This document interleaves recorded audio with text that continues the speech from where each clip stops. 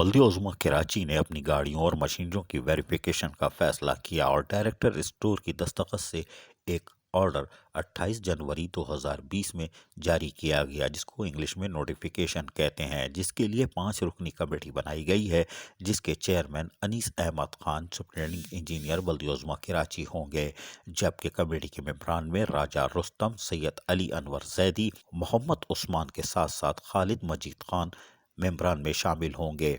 یہ کمیٹی تمام گاڑیوں کی ویریفیکیشن کرے گی جو کہ ناکارہ گاڑیاں ہیں، ان کو سٹی وارڈن ہیڈ کوارٹر میں ڈمپ کیا جائے گا جہاں ویریفیکیشن کی جائے گی، اور اس کی ذمہ داری راجہ رستم پر عائد کی گئی ہے، جبکہ افسران کو تمام اپنی گاڑی اور اس میں موجود سامان کے ساتھ ویریفیکیشن کے لیے اسپورٹس کمپلیکس میں طلب کیا گیا ہے۔